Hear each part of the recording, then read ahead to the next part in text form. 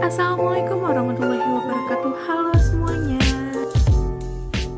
Perkenalkan, nama saya Septia Andiani dengan NIM 112009600000024 dari Kimia 3A2 Universitas Islam Negeri Syarif Hidayatullah Jakarta.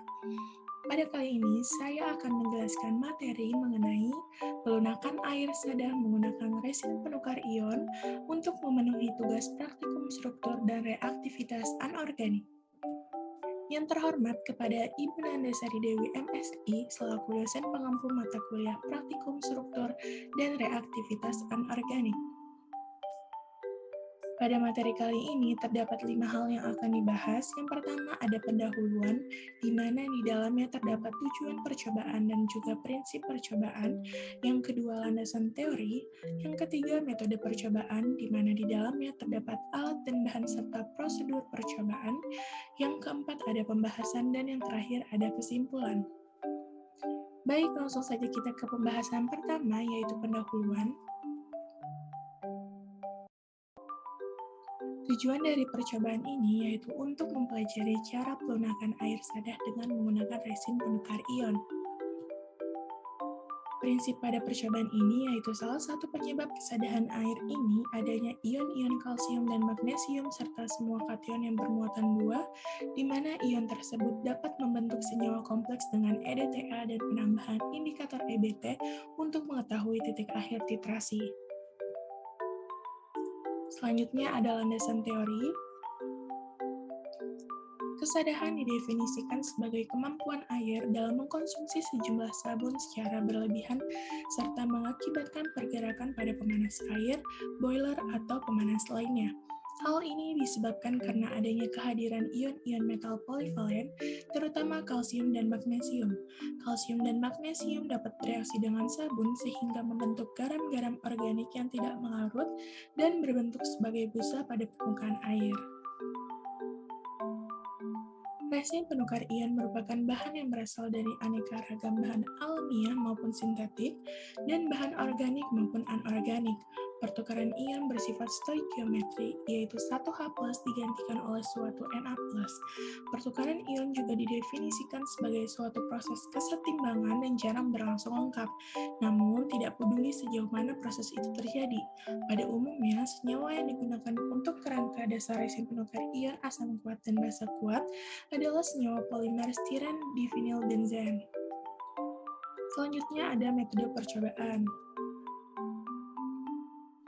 Alat-alat yang digunakan pada percobaan kali ini, yang pertama ada gelas ukur, kemudian Erlenmeyer, lalu ada corong, pemanas listrik, setelah itu ada kertas saring, pipet volume, dan juga pipet tetes. Sedangkan bahan-bahan yang digunakan pada percobaan ini, yang pertama ada contoh uji, kemudian ada NaOH, lalu ada Na2CO3, kemudian ada KCN 5%, larutan buffer pH 10, kemudian ada indikator EBT, lalu ada larutan EDTA 0,01 molar, Na zeolit, dan juga resin. Selanjutnya, prosedur percobaan. Pada tahapan pertama, disiapkan gelas ukur, kemudian dimasukkan contoh uji ke dalam gelas ukur tersebut, lalu dialirkannya ke tabung yang berisi resin penukar ion, kemudian ditampung di dalam Erlenmeyer. Setelah itu, ditambahkan 2 ml larutan buffer pH 10 ke dalam Erlenmeyer, lalu ditambahkan 2 ml KCN 5% dan 5 tetes indikator EBT. Jika terjadi warna merah, maka dititrasi dengan larutan EDTA 0,01 molar hingga berubah warna menjadi biru. Kemudian ada hasil.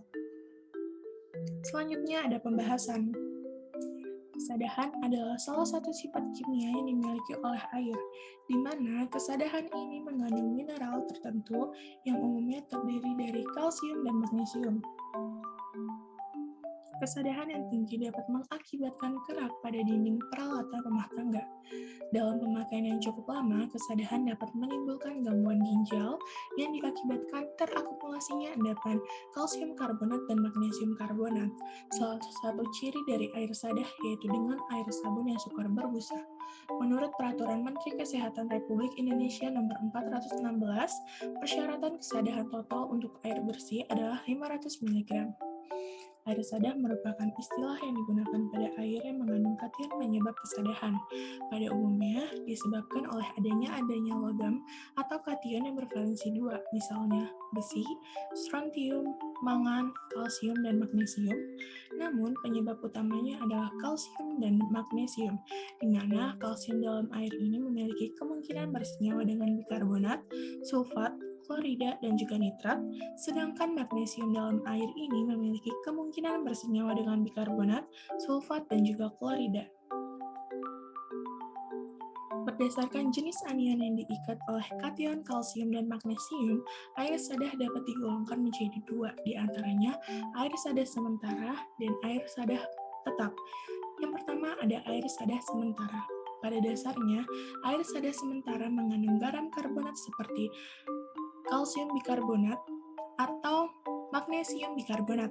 Kesadahan ini dapat dihilangkan dengan berbagai cara. Yang pertama, air sadah sementara dapat dihilangkan kesadahannya dengan cara dipanaskan, sehingga garam karbonatnya mengendap. Bersama reaksi yang terjadi, yaitu sebagai berikut, di mana kalsium bikarbonat ini jika dipecah menjadi kalsium karbonat ditambah H2O ditambah karbon dioksida. Kemudian ada magnesium bikarbonat menjadi magnesium karbonat ditambah air ditambah karbon dioksida.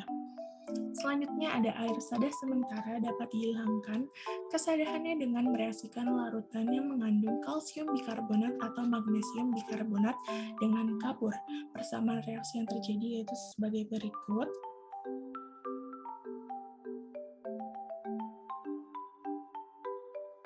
Selanjutnya ada air sadah tetap.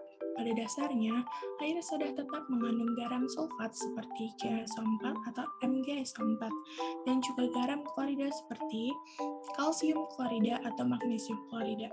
Kesadahan ini dapat dihilangkan dengan berbagai cara, yaitu yang pertama, air sadah tetap dapat dihilangkan kesadahannya dengan mereaksikan antara soda dengan kapur agar terbentuk endapan garam karbonat atau hidroksida. Persamaan reaksinya yang terjadi sebagai berikut. Yang kedua, proses zeolit dengan natrium zeolit atau suatu silikat yang kedudukannya akan digantikan dengan ion kalsium dan ion magnesium atau kalsium zeolit. Pada percobaan ini, proses pelunakan terjadi melalui pertukaran ion, di mana bahan yang digunakan dalam proses ini yaitu zeolit dan resin sintetik. Zeolit merupakan kelompok mineral dari hidrous aluminium silikat dari berbagai logam terutama kalsium dan natrium. Namun, kadang-kadang berasal dari barium, kalium, strontium, dan jarang yang berasal dari magnesium maupun mangan menurut Komar 1985. Menurut W.K. Dinata dan Astiana 1989, zeolit alam umumnya terdapat dalam bentuk campuran dengan senyawa atau unsur pengotor dalam jumlah tertentu yang dapat mempengaruhi sifat dan kualitasnya, sehingga analisa sifat fisik kimia dan mineralogi harus dilakukan terlebih dahulu sebelum bahan tersebut dioptimalkan pemakaiannya. Sifat khusus dari mineral zeolit yang pertama, struktur kristal tetrahedral dari alumino siliko oksigen termasuk ke dalam tipe terbuka, berisi molekul air yang mudah lepas. Sifat khusus yang kedua yaitu kation yang mengisi kenegatifan muatan dalam kisi kristal mudah dipertukarkan. Dan yang terakhir yaitu zeolit dengan asam mudah bereaksi. Ini merupakan gambar zeolit.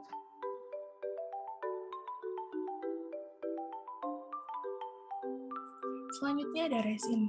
Resin merupakan polimer yang berperan sebagai medium pada pertukaran ion.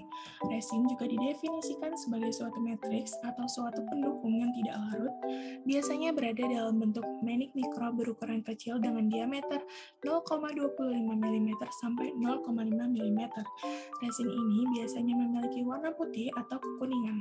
Pada dasarnya, resin memiliki bentuk seperti manik-manik di mana manik-manik resin ini biasanya berpori dan menyediakan luas permukaan yang besar di dalamnya. Resin penukar ion merupakan bahan bahan yang berasal dari aneka ragam, bahan alamiah maupun sintetik, dan bahan organik maupun anorganik. Resin penukar ion secara luas digunakan dalam proses pemisahan, pemurnian, dan dekontaminasi yang berbeda. Contohnya yaitu pada proses pelunakan dan pemurnian air. Dalam proses pelunakan air, resin penukar ion digunakan untuk menggantikan magnesium dan kalsium yang ditemukan dalam air sada dengan adanya ion natrium. Ada tipe utama resin penukar ion. Yang pertama ada asam kuat. Asam kuat ini biasanya memiliki gugus asam sulfonat. Selanjutnya ada basa kuat, biasanya memiliki gugus amino kuaterner. Selanjutnya ada asam lemah, biasanya memiliki gugus asam karboksilat. Dan yang terakhir ada basa lemah, biasanya memiliki gugus amino primer atau sekunder maupun tersier. Ini merupakan gambar resin.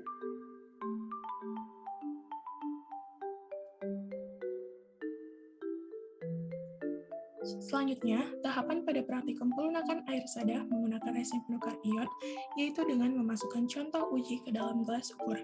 Kemudian dialirkan ke tabung yang berisi resin penukar ion dan ditampung ke dalam Erlenmeyer. Pada tahapan ini terjadi pertukaran ion antara contoh uji yang di dalamnya terdapat ion kalsium dan ion magnesium. Ini ada ilustrasinya, di mana ion magnesium ini dilambangkan dengan segi 4, kemudian ion kalsium ini dilambangkan dengan segi 3, sedangkan natrium ini dilambangkan dengan lingkaran. Nah, pada tahapan ini terjadi pertukaran ion antara contoh uji yang di dalamnya terdapat ion kalsium dan juga magnesium. Nah, ion-ion tersebut akan tertukar dengan ion natrium yang berada di dalam Na zeolit. Kemudian, ion kalsium dan ion magnesium ini akan menempel ke dalam resin. Sedangkan ion natrium ini akan keluar bersama aliran air. Hal inilah yang dapat dikatakan dengan pelunakan air.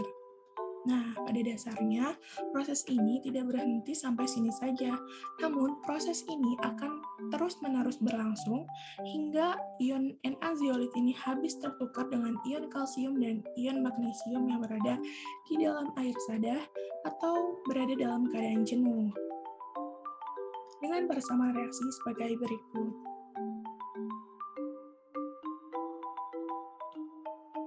Nah, ketika zeolit tersebut sudah mencapai batas akhir atau menjadi jenuh, di mana zeolit tersebut sudah tidak mampu lagi untuk melakukan proses pertukaran ion, zeolit di sini perlu dilakukan proses regenerasi yang bertujuan agar zeolit tersebut dapat aktif kembali. Proses regenerasi merupakan proses pengaktifan kembali gugus fungsional pada resin penukar ion, di mana proses ini berfungsi untuk mengambil atau mengikat ion-ion pengotor yang berada di dalam air baku. Regenerasi ini dilakukan dengan cara mengalirkan bahan kimia yang digunakan ke dalam resin penukar ion. Pada proses regenerasi ini digunakan larutan garam dapur atau natrium klorida yang tidak beriodium. Dengan persamaan reaksi sebagai berikut.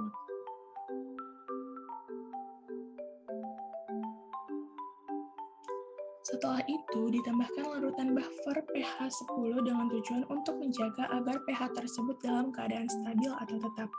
Hal tersebut disebabkan karena saat proses titrasi berlangsung, terjadi pelepasan ion yang dapat merubah pH dalam proses titrasi.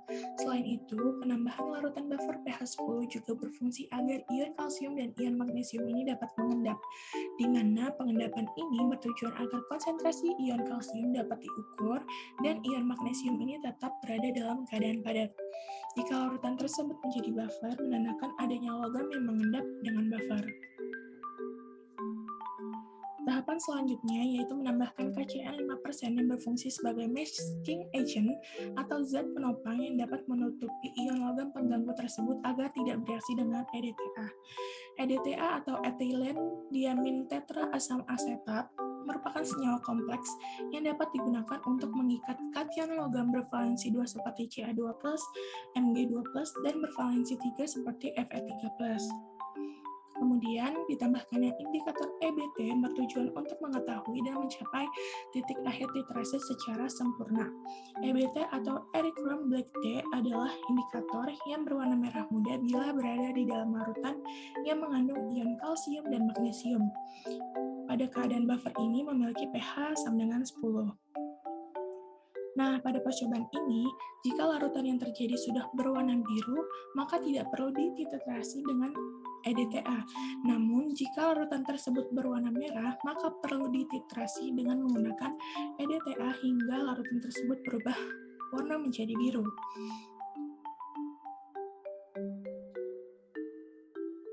Pada percobaan ini, larutan yang terjadi yaitu berwarna merah, sehingga perlu dititrasi dengan menggunakan EDTA hingga terjadi perubahan warna biru.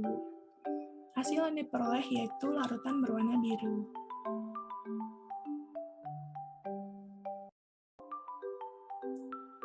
Di sini terdapat keuntungan dan kerugian dari air sadah. Yang pertama ada keuntungan dari air sadah, yaitu memiliki rasa yang lebih baik daripada air lunak, relatif aman dari senyawa-senyawa timbal karena senyawa-senyawa tersebut tidak larut dalam air sadah, menyediakan kalsium yang penting untuk pembentukan tulang dan gigi.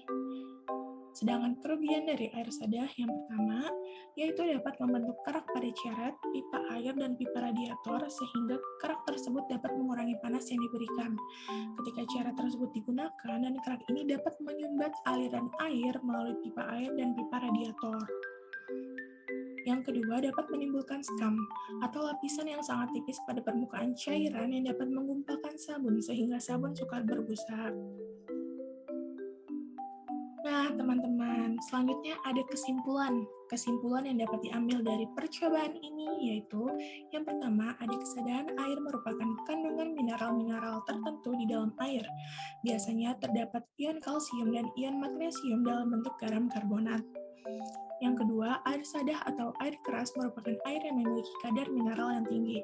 Yang ketiga, pelunakan air sadah ini dengan menggunakan resin penukar ion dapat dilakukan dengan cara pertukaran ion antara ion kalsium dan ion magnesium dengan ion natrium yang berada di dalam N-azolit, di mana ion natrium tersebut dapat keluar bersama aliran air, sedangkan ion kalsium dan ion magnesium menempel pada resin. Berikut merupakan daftar pustaka yang saya jadikan referensi untuk pembuatan PowerPoint ini. Baik, itulah materi penjelasan mengenai pelunakan air sadah dengan menggunakan resin penukar ion. Semoga bermanfaat. Kurang dan lebihnya mohon maaf. Wassalamualaikum warahmatullahi wabarakatuh.